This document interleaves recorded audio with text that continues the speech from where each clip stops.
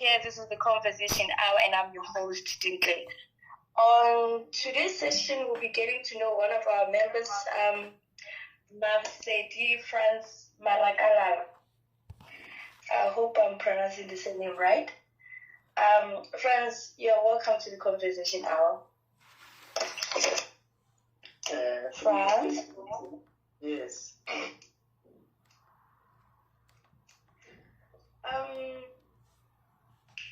Okay, you're ready, right? Yeah, let's do this. Get over fryer. Get over make tea, bye. Yeah, let's.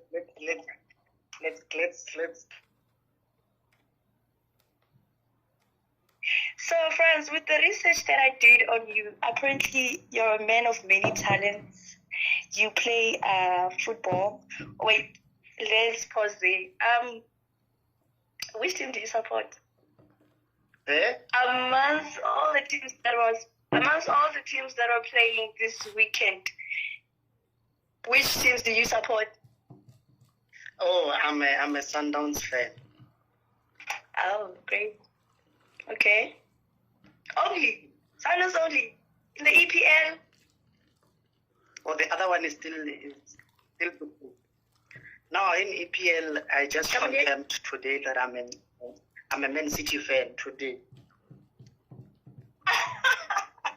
Okay, I'm guessing you are a Man United fan.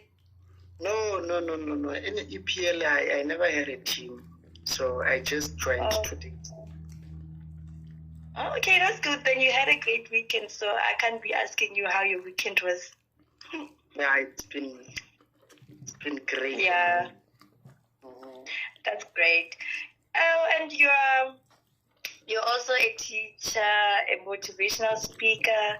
You can sing, preach, and you're a doctor as well, right? That's correct. Okay, so take us through your journey, how it all started, and the things that you had to go through to get to where you are today. How has it been like? Where do I even start? I don't know. First, start by telling me how you discovered your voice. Well, I come from a family where singing it just came here by default. So it wasn't that much of a struggle to actually discover the voice. You just grow up, and then when you try to sing, and then your voice, it's great. So I guess it's just something that I was born with. I didn't have to practice. That's good. I would have made a lot of money if I had the voice. Yeah, I would have, only if I was able to write songs, Oh, yeah. Yeah. Okay. So, you're also a teacher, right? So how is teaching something you are passionate about, or was it something you were just doing given the circumstances you were in? I'm gonna tell you something. In life, there's that one thing, even if you don't pursue it, there's that one thing that, when you do it, you love it, you're passionate about it, and you're good at it, but you can't pursue it, So teaching, it's one of those, fields where, from secondary, I found the passion there, when you explain things to other learners and then they understand. And from there, after completing my matric, I went to University of. I actually got the privilege because it was closer, to my town. So I would go on weekends and tutor, even on camps. So people told me that I could actually make a great teacher. So, yeah. That's great. So, we often hear people complaining about the educational system, how broken and dysfunctional it is. What's your take on it? Do you think it's still necessary to go to school, especially in the modern days, considering the fact that a large number of people who have achieved success have achieved it without education, like matric and stuff like that? Because society, as na matric, you're not gonna do well in life.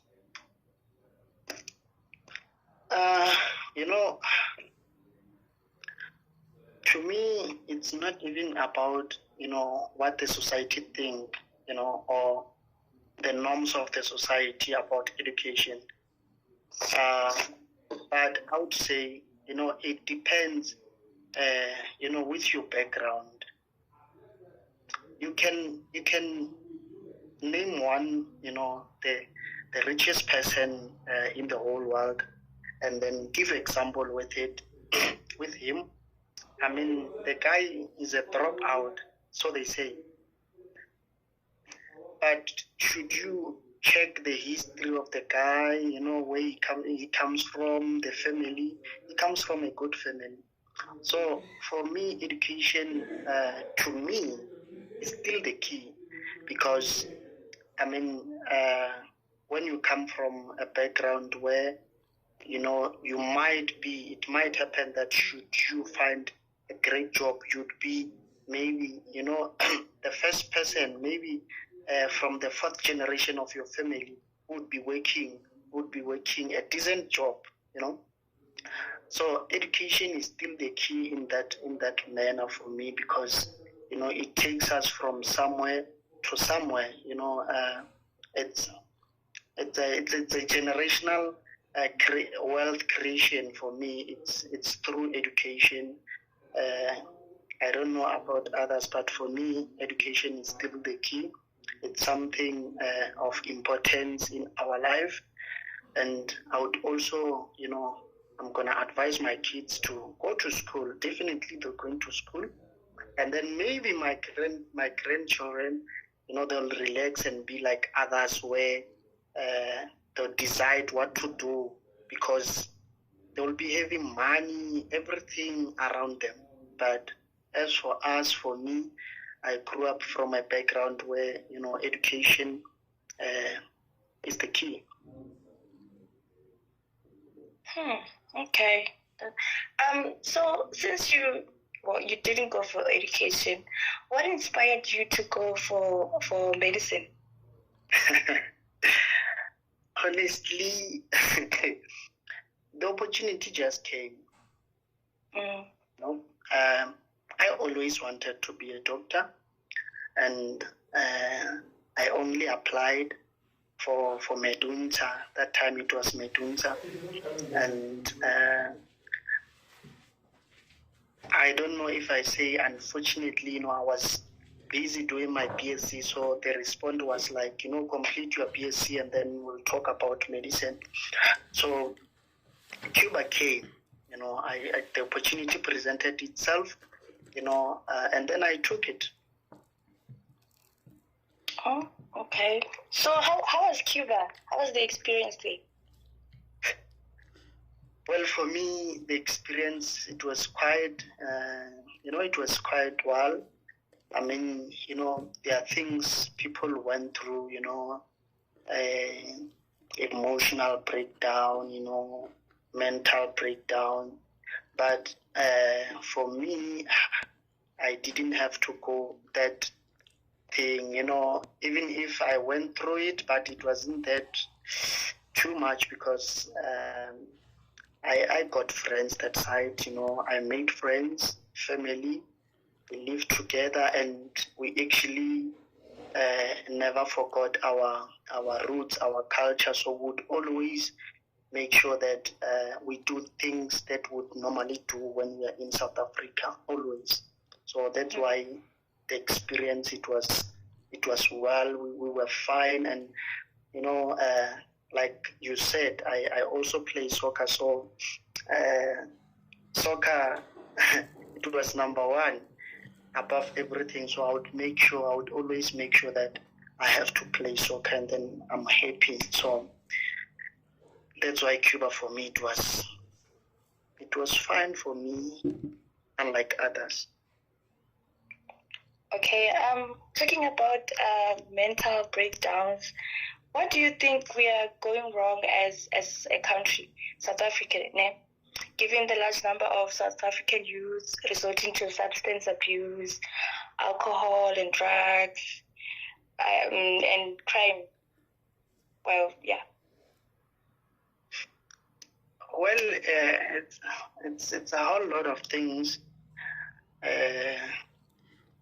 It depends with you. Some they just get mental breakdown because of relationships, and some they just go mental breakdown because they come from a background where they see that it seems like things they're not gonna change, and it's also tough on my side. I can't change things, and then you feel like you're responsible to carry everyone from your family. So at some point, you crash, and some, I would say, it's because they are not comfortable with who they are. So you see things on the internet, or you see other kids having a soft life, and then you think like maybe when you are not the chosen one, you're coming from a wrong family, and then those things, you get influenced badly, and you crack. It depends. What's the number one thing for you? Something that would emotionally or mentally crush you. So as a country, I would say, one thing that we're doing it wrong is we're not supporting one another, and we never and will never understand each other. We think, when you are having it all, when your relationship is going well, others, they feel the same. People are going through a lot. You see someone smiling with you, laughing outside, happy, and you think they're having it all. We never ask how they feel. We never try to engage on an emotional level. So hence we always get surprised when they say Slanvani committed suicide, and we were like, I was with the guy, and he seemed so happy, because we never try to engage to a level where we can actually connect and understand each other. So our differences always they separate us. Yeah, social media is a problem, Leon. Not only social media. I mean, they show us the things that they want us to see. I mean, Nando, I'll be posting stuff like, behind closed doors, what's happening? Am I okay emotionally? Or ganjai? Hence I say, you need to be comfortable with who you are. Yeah. If you start there, whatever that you see, deep down you'll know that, the only person who can change my life, it's me.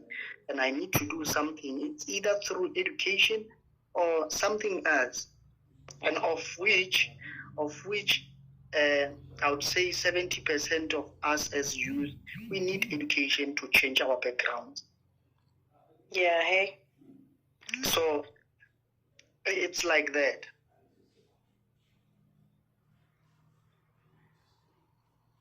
Oh, I'm sorry about that.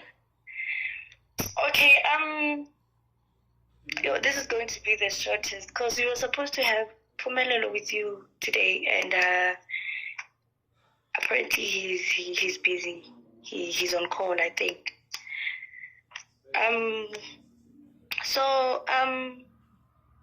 let's talk about GBV. Ne? So GBV is one of the pandemics we've been having in the country, and it seems each year it keeps getting worse. What do you think the main cause of this problem is?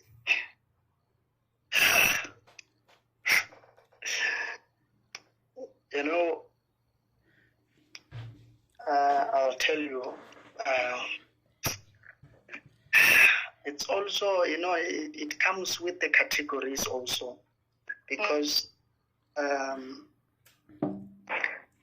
some, when you grow up in an environment where,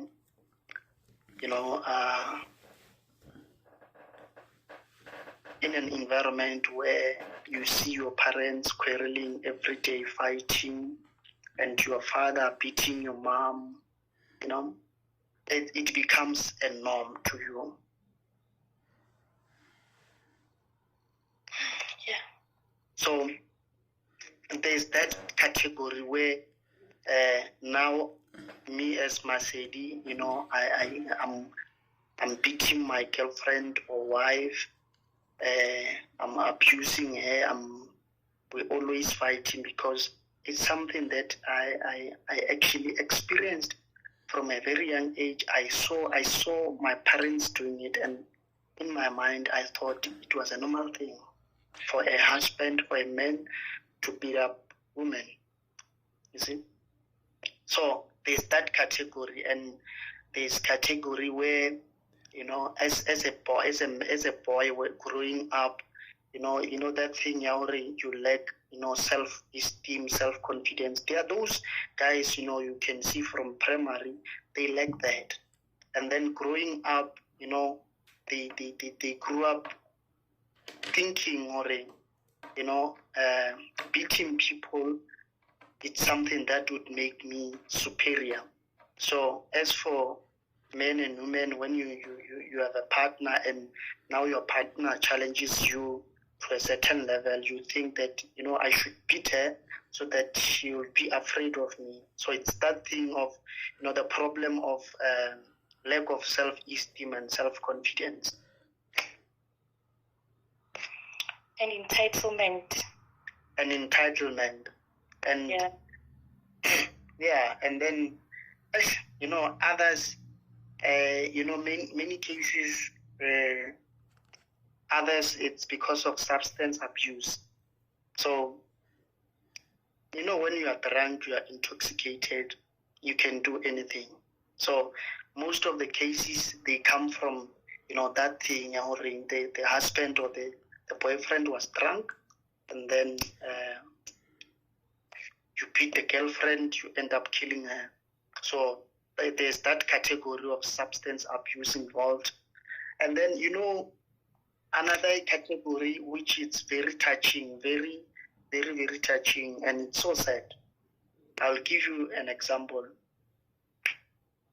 I have a girlfriend, and we grew up together, and maybe, I had to hustle, I had to, compromise at some point, in order for her to have a soft life, And eventually, when you as my girlfriend, you are at some level, you think like I'm not in your league.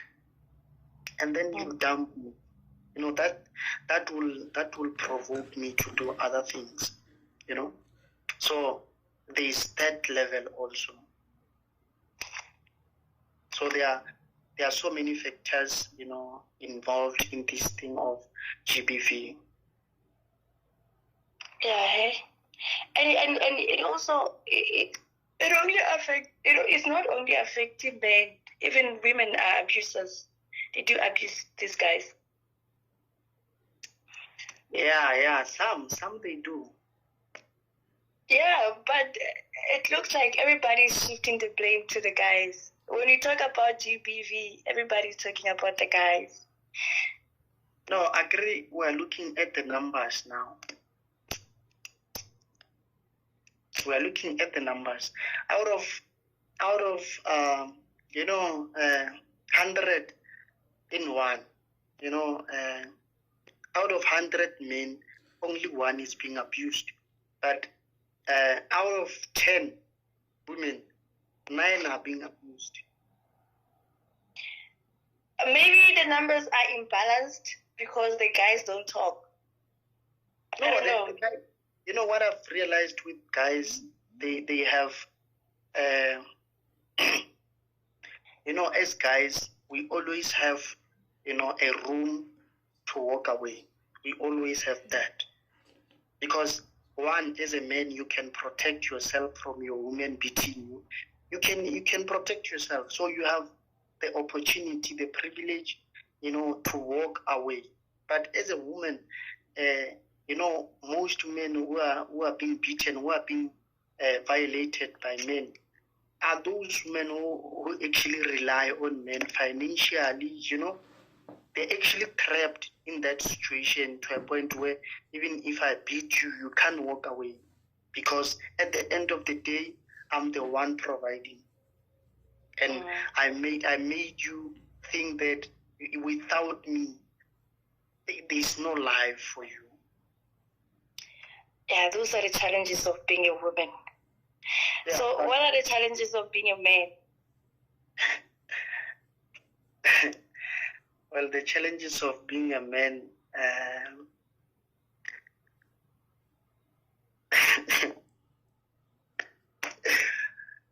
the challenges of being a man, I would say, I think, in a society, we as society, we are not ready to listen to a man. When a man comes and saying, my wife is abusing me, we can't listen to that, because as society, we believe that, you should be protecting your family. You are strong. So why should you, be abused by a woman? So it's a challenge, number one. And, lately, in a society, the challenge of being a man, when you are in an environment where, I would give you example, in high institutions, you find a department maybe where, workers or lecturers, maybe they are all men, or majority it's all men. And as a guy, when you go to that department, it's actually difficult, to pass. It's difficult because they give attention to women, and where now you have to, I don't know, work very hard, do extra so that you can be recognized. So it's a challenge on its own. As for being a man, it's a challenge. And one other thing, there's this new trend, that indoor damas. It's actually, a serious challenge for men, because, when you're a guy, you feel like, you need to, it's a must for you to do all those things that women are demanding, indoor damas. So it's a challenge also. Yeah, so in closing, what advice would you give to some young little kid deep in the rurals who would like to get to where you are now? It's simple. In life, if you want to succeed, you actually have to fail. You have to go through the pain. You have to understand the pain if you want to succeed. Because if you don't fail, there will be a point where you fail. And when you fail, while you are at the top, you know how painful it is. You can actually go down quickly. So for you to succeed, if you start and you fail, you need to be grateful that, I'm failing, and life is giving me another chance to try and do it in a different way. So my advice would be, in life, you need to fail. And for you to succeed, fail, it's one step to another step, to another step, to many steps to success.